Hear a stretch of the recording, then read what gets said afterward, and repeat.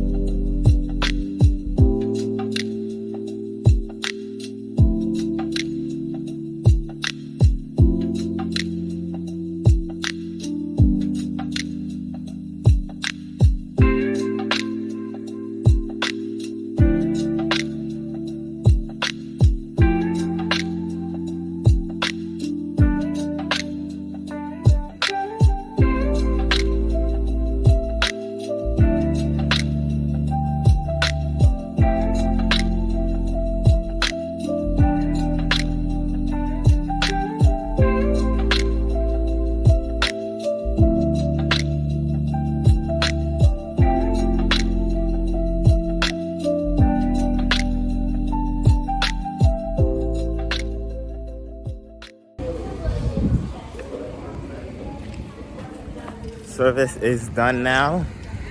I'm so tired. These kids have so much energy. It's ridiculous. But it went well. Everybody seemed to enjoy it. The music was on point. All the kids enjoyed the message, which is good. Yeah, so I really can't complain. I hope that we continue to have an impact on their lives. Right now, they're going to eat a little bit later. Food is not ready for them quite yet, but they're gonna eat some bread, I believe, and then have something to drink. And then we're gonna go play and do the normal stuff that we usually do for the day. So I'll try to catch more for you guys. Back on the roof, and you guys can just see how beautiful the mountain ranges are all across here. It's just a beautiful, beautiful place.